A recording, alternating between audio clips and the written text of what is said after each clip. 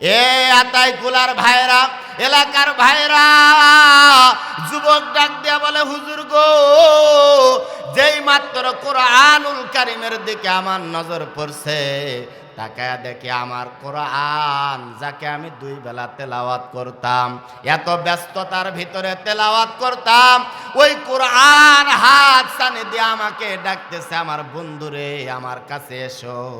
এইবার আমি সব কিছু ফেলে কোরআনুল কারীমের দিকে ছুটে চললাম। আর চিন্তা করলাম, এইটা তো মুসলমানদের বই, আমার বই নয়। এই বই নিয়ে, এই কিতাব নিয়ে আমি কি করব? কিন্তু যুবক চিন্তায় পড়ে গেল, কি করি রে, কি করি? এক পর্যায়ে যুবক চিন্তা করলো, পড়ি আর না পড়ি, এই আল্লাহর কালাম কোরআনুল কারীমকে ব্যাগের মধ্যে নিয়ে আমার বাসার মধ্যে রাখব। একজন যুবক সকাল বিকাল কোরআনুল কারীমের তেলাওয়াত করে। আল্লাহর বান্দা 5 ওয়াক্ত নামাজ পড়ে আমেরিকাতে থাকে। আল্লাহর বান্দা 5 ওয়াক্ত নামাজ পড়ে, মুসল্লিদের সাথে, ইমাম সাহেবের সাথে খুব সুন্দর সম্পর্ক আল্লাহর বান্দার সঙ্গে হয়ে যায়। নামাজ পড়ে, হুজুরের সাথে খুব ভালো সম্পর্ক। হঠাৎ একদিন জহরের নামাজের সময় আল্লাহর বান্দাকে দেখা যায় না। ইমাম সাহেব ডাক দিয়া বলে, মুসল্লি ভাইরা, এ মুসল্লি ভাইরা, এই যে আমাদের যুবক মুসল্লি জহরের সময় আসে নাই। বলে, হুজুর কাজে ব্যস্ত থাকতে পারে, আসরের সময় আসবে। আসরের সময় আসে না, মাগরিব হয়ে যায়, এশা হয়ে যায়, আল্লাহর বান্দা আসে না। 1 দিন 2 দিন যুবকের সব মানুষেরা আলোচনা করে, যুবকের সঙ্গে যোগাযোগ ব্যবস্থা করতে চায়, কিন্তু যুবকের সঙ্গে কোনো রকমের আলোচনা, যুবকের সঙ্গে কোনো রকমের যোগাযোগ ব্যবস্থা করা যায় না। 1 মাস যায়, 2 মাস যায়, এইভাবে 3 বছর হয়ে যায়। আল্লাহর বান্দা যুবকের সঙ্গে কারো সাক্ষাৎ নাই, যোগাযোগ ব্যবস্থা নাই। 3 বছর পরে ইমাম সাহেব নামাজের মুসল্লাতে দাঁড়ায় গেছে। প্রিয় ভাইরা আমার, এমন সময় তাকায় দেখে ইমাম সাহেবের পিছনে যুবকটা দাঁড়ায় আছে। একামত শেষ, কথা বলার সুযোগ নাই। এইবার হুজুর ডাক দিয়া বললেন, চোখের ইশারায় বললেন, যুবক রে, নামাজের পরে তুমি বসে যাও, তোমার সঙ্গে আমার কথা আছে। নামাজ শেষ হয়ে গেল। এইবার আল্লাহর বান্দা যুবক মসজিদের কোণার মধ্যে বসে গেছে। পরিচিত মুসল্লিরা তাকে ঘেরাও করে ধরছে, তার সঙ্গে বিভিন্ন আলাপ আলোচনা চলছে। ইমাম সাহেব নামাজ শেষ করে যুবককে ডাক দিয়া বলে, যুবক রে, 3 বছর হয়ে গেল, এ যুবক, 3 বছর হলো তোমার কোনো যোগাযোগ নাই, কই গেছিলা তুমি? যুবক চোখের পানি ছেড়ে দিয়া ডাক দিয়া বলে, হুজুর, আমি এক মহা ভয়ঙ্কর পরিস্থিতির মধ্যে পড়ে গেছিলাম। আল্লাহর বান্দা ডাক দিয়া বললেন, হুজুর, আমি 5 ওয়াক্ত নামাজ পড়ি, আমি কোরআনুল কারীমের তেলাওয়াত করি, পাশাপাশি একটা সুন্দরী মহিলার প্রেমে আমি পড়ে গেলাম, তার মায়া জাল আমাকে আটকায়া দিল। একদিন আমি যুবতীকে ডাক দিয়া বললাম, ও যুবতী, ও আমার প্রিয়তমা, ভালোবাসার মানুষ, আর কতদিন এইভাবে আমাদের সম্পর্ক থাকবে? চলো আমরা বিয়ে করে ফেলি। যুবতী ডাক দিয়া বললেন, যুবক রে, তুমি মুসলমান আর আমরা হলো খ্রিস্টান, আমাকে বিয়ে করতে চাইলে পরিবারের সঙ্গে কথা বলতে হবে। এইবার আল্লাহর বান্দা ডাক দিয়া বললেন, ইমাম সাহেব, আমি যে মুসলমান, আমি নামাজি, আমি কোরআন তেলাওয়াতকারী, আমি ভুলে গেলাম। আমি চলে গেলাম তাদের বাড়ির মধ্যে বিবাহের প্রস্তাব নিয়ে। বাড়ির মধ্যে প্রবেশ করতেই দেখি অনেক মানুষ আমার দিকে এমনভাবে তাকায় আছে, আমি ভয় পেয়ে গেলাম। আমাকে বসতে দেওয়া হলো। এই অনেক মানুষের মধ্যে বিচক্ষণ একজন মানুষ আমার সঙ্গে কথা বলতে চায়। আমাকে ডাক দিয়া বললেন, যুবক রে, এ যুবক, আমাদের মেয়ে খ্রিস্টান, আমরা খ্রিস্টান, আর তুমি হলো মুসলমান। আমাদের মেয়েকে যদি তুমি পেতে চাও, আমাদের মেয়েকে যদি বিবাহ করতে চাও, যুবক রে শুনে রাখো, এ যুবক তোমাকে ইসলাম ত্যাগ করে আমাদের ধর্মে ফিরে আসতে হবে। যুবক ডাক দিয়া বললেন, হুজুর গো, আমি মহিলার প্রেমে এত আসক্ত, এত পাগল। আমি ডাক দিয়া বললাম, আমি আমার ধর্ম ইসলামকে ছেড়ে দিলাম। জোরে কর নাউজুবিল্লাহ। এইবার যুবক ডাক দিয়া বলেন, আমি ইসলাম ছেড়ে দিলাম। ইসলাম ছেড়ে দিয়া আমি খ্রিস্টান ধর্মের মধ্যে পদার্পণ করলাম। এইবার আমাকে ডাক দিয়া বললেন, যুবক রে, আসো আমাদের সঙ্গে খানা খাবে। এইবার আমি খানা খাওয়ার জন্য যখন ঘরের ভিতরে গেলাম, বিভিন্ন আইটেমের খাবার আমার কাছে আয়োজন করে আমার কাছে দেওয়া হলো। এমন সময় তাকায়া দেখি একটা বাটির মধ্যে কি সুন্দর গোশত রান্না দেখা যায়। আমি ডাক দিয়া বললাম, ভাইয়া রে, এ ভাইয়া, এই বাটির মধ্যে কিসের গোশত আমি জানতে চাই। ওই খ্রিস্টান লোকটা ডাক দিয়া বললেন, ভাইয়া রে, এইটা হলো শুকুরের গোশত। কারণ ওরা জানে আল্লাহ রাব্বুল আলামিন পবিত্র কোরআনুল কারীমের মধ্যে মুসলমানদের জন্য শুকুরের গোশত চিরতরে হারাম করে দিয়েছে। যুবক ডাক দিয়া বললেন, হুজুর গো, শুকুরের গোশত শোনার সাথে সাথে আমার দিলের মধ্যে কেমন জানি একটা ঘৃণা পয়দা হয়ে গেল। কিন্তু কি করব, আমি তো ইসলাম ত্যাগ করেছি। আমি ওই মেয়েকে চাই, আমার ভালোবাসার মানুষ, আমার প্রিয় তোমাকে চাই। আমাকে ডাক দিয়া বললেন, যুবক রে, এই শুকুরের গোশত তোমাকে খাইতে হবে। শুকুরের গোশত খাইলাম, এরপরে আমাকে মদ পান করানো হলো। আর আমাকে ডাক দিয়া বলতেছে, যুবক রে, তোমার হাতে আমাদের মেয়েকে তুলে দিব, কিন্তু শর্ত আছে। বলে, কি শর্ত? বলে, 1 নাম্বার শর্ত হলো, যুবক রে, তোমার হাতে যে মোবাইল আছে, এই মোবাইলের জিমেল, ইমেল, সিম কার্ড, মেমোরি কার্ড সব পুরে সরকার করে দাও, ড্যামেজ করে দাও। তোমাকে নতুন একটা মোবাইল দেওয়া হবে। এই মোবাইলের মধ্যে জিমেল, ইমেল, সিম কার্ড, মেমোরি কার্ড দেওয়া হবে। 2 নাম্বার শর্ত হলো, যুবক, তুমি যে এলাকাতে ছিলে ওই এলাকায় তুমি থাকতে পারবে না। নতুন একটা এলাকার মধ্যে তোমাকে শিফট নিতে হবে। যুবক ডাক দিয়া বললেন, সঙ্গে সঙ্গে আমার প্রিয়তমা, আমার ভালোবাসার মানুষের জন্য মোবাইল ভেঙে চুরমার করে দিলাম, জিমেল, ইমেল সব ড্যামেজ করে দিলাম। নতুন একটা মোবাইলের মধ্যে জিমেল ক্রিয়েট করা হলো। এইবার আমি মোবাইল নিয়ে আমার প্রিয়তমাকে আমার হাতের মধ্যে উঠে দেওয়া হলো। আমি ডাক দিয়া বললাম, প্রয়োজনীয় কিছু জিনিসপত্র আমার বাসার মধ্যে আছে, আমি নিতে যাব। এইবার আমি চলে আসলাম জিনিসপত্র নেওয়ার জন্য। বাসার মধ্যে ঢোকার সাথে সাথে সর্বপ্রথম নজরে পড়ছে আল্লাহর কোরআন। ওয়া নুনাজ্জিলু মিনাল কোরআনি মা হুয়া শিফাউন ওয়া রাহমাতুল লিল মুমিনিন। আল্লাহু আকবার। যুবক কোরআনুল কারীম তেলাওয়াত করতে এত মহব্বত করত, ভালোবাসতো। বলে, কোরআন এমন একটা জায়গাতে রাখছে, ঘরের মধ্যে ঢুকতে দুনিয়ার কারোর সাথে নজর পড়ার আগে কোরআনুল কারীমের উপরে তার নজর পড়তো। সুবহানাল্লাহ। কিন্তু আজকে আমাদের ঘরের অবস্থা কি? অধিকাংশ ঘরের অবস্থা, ঘরের মধ্যে ঢোকার সাথে সাথে সর্বপ্রথম বিশাল বড় একটা টিভির উপরে নজর পড়ে, টিভি দেওয়াই শুরু।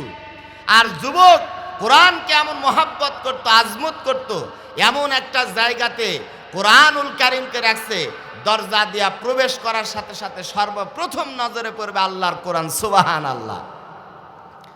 যুবক ঘরের মধ্যে ঢুকছে, ব্যাগের মধ্যে বিভিন্ন জিনিসপত্র, প্রয়োজনীয় আসবাবপত্র ব্যাগের মধ্যে নিচ্ছে। যুবক ডাক দিয়া বলে, হুজুর গো, কে জানে আমার চোখকে বারবার কোরআনুল কারীমের মধ্যে নিয়ে যায়। আমার মন চায় না, কারণ আমি খ্রিস্টান হয়ে গেছি। কোরআনের দিকে তাকায়া কি করব? প্রিয় ভাইরা আমার, বন্ধুরা আমার, এইবার যুবক ডাক দিয়া বলে আমি চাই না, কিন্তু বারবার আমার নজরটা কোরআনুল কারীমের মধ্যে পড়ে যায়। এ আতাইকুলার ভাইরা, এলাকার ভাইরা, যুবক ডাক দিয়া বলে হুজুর গো, যেই মাত্র কোরআনুল কারীমের দিকে আমার নজর পড়ছে, তাকায়া দেখি আমার কোরআন, যাকে আমি 2 বেলা তেলাওয়াত করতাম, এত ব্যস্ততার ভিতরে তেলাওয়াত করতাম, ওই কোরআন হাত সানে দিয়ে আমাকে ডাকতেছে, আমার বন্ধুরে আমার কাছে এসো।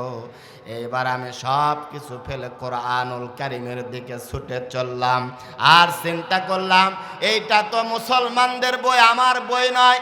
এই বই নিয়ে, এই কিতাব নিয়ে আমি কি করব? কিন্তু যুবক চিন্তায় পড়ে গেল, কি করি রে, কি করি? এক পর্যায়ে যুবক চিন্তা করলো, পড়ি আর না পড়ি, এই আল্লাহর কালাম কোরআনুল কারীমকে ব্যাগের মধ্যে নিয়ে আমার বাসার মধ্যে রাখব। প্রিয় ভাইরা আমার, যে কথা সেই কাজ।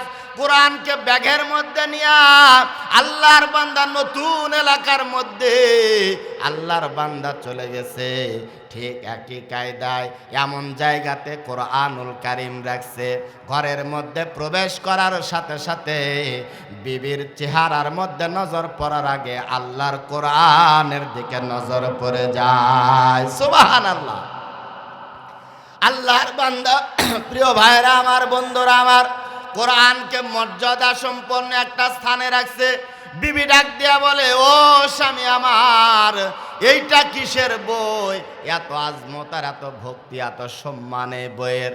ডাক দেয়া বলে, বিবিরে তুমি বুঝবা না, এই বইটা আমার অত্যন্ত মহাব্বতের বই, আমি ভালোবাসি, মহাব্বত করি। প্রিয় ভাইরা আমার, 1 বছর যায়, 2 বছর যায়, 3 বছর হয়ে গেছে, আল্লাহর বান্দা কোরআনকে আর ধরে না, আর পড়ে না।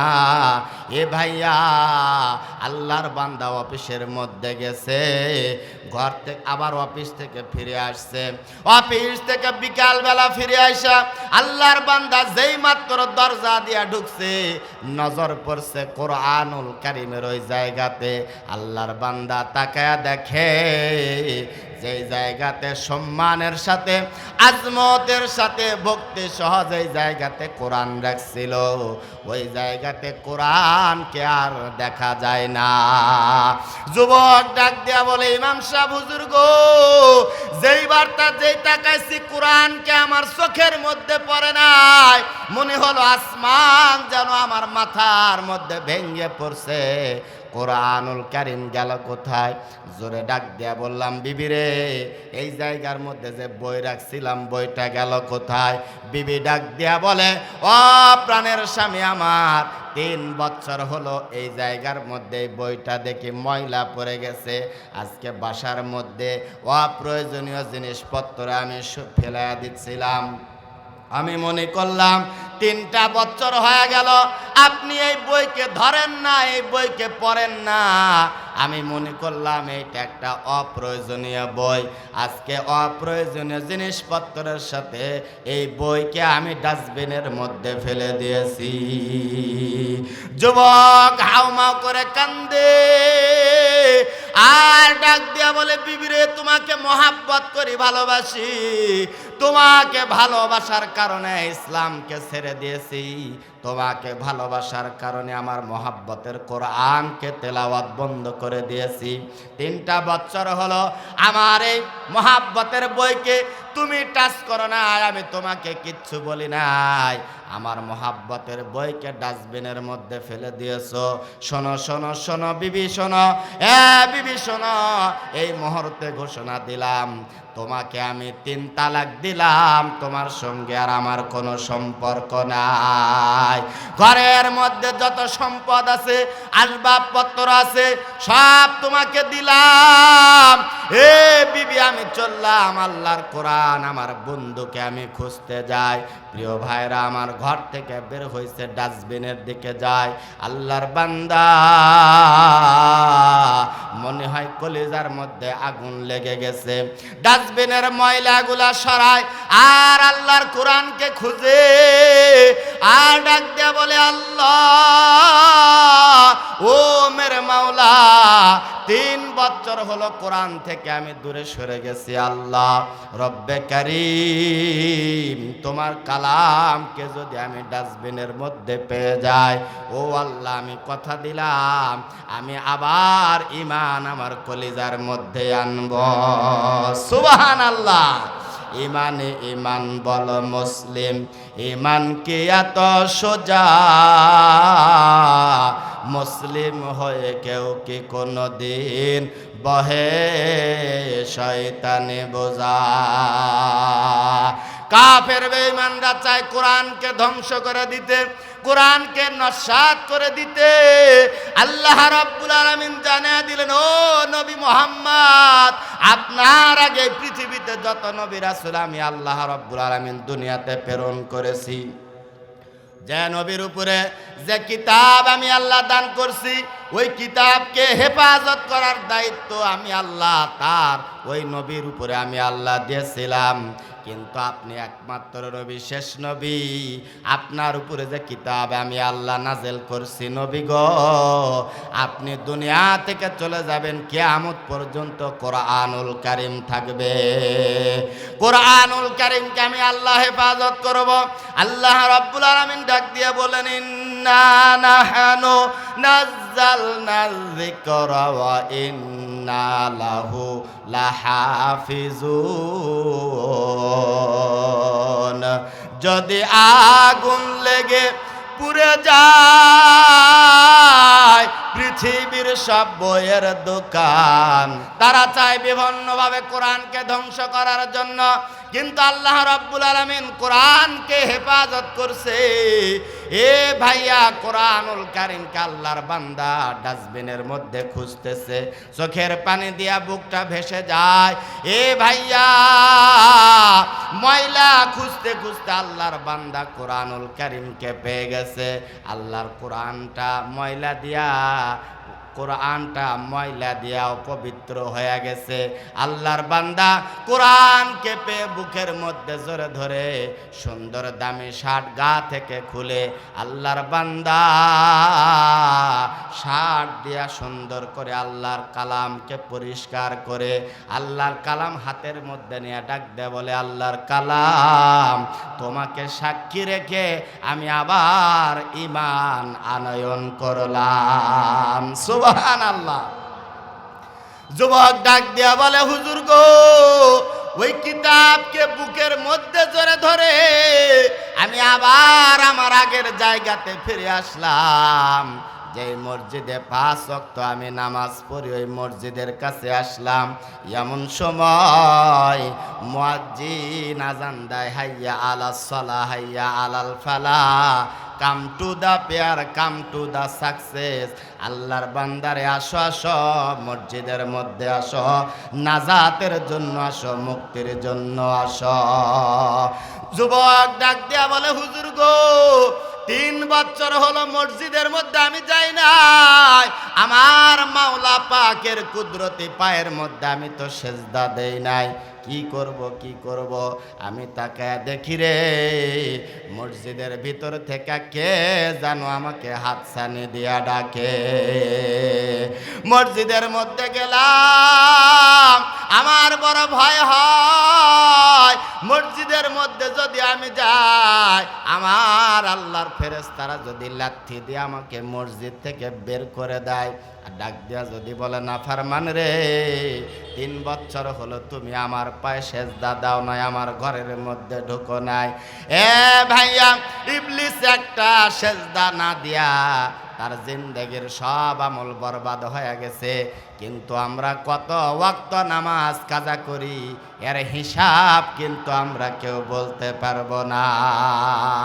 আল্লাহ রাব্বুল আলামিনের বান্দা ডাক দিয়া বলে, হুজুর গো, মসজিদের মধ্যে গেলাম, বারান্দার মধ্যে বসলাম, ভিতরে যাওয়ার হিম্মত আমার হয় না, কিন্তু যেই মাত্র বসতে চাই, কে যেন আমার পিঠের মধ্যে হাত দিয়া ডাক দিয়া বলে, আল্লাহর বান্দারে, তোমার জায়গা পিছনের কাতারে নয়, তোমার জায়গা সামনের কাতারে।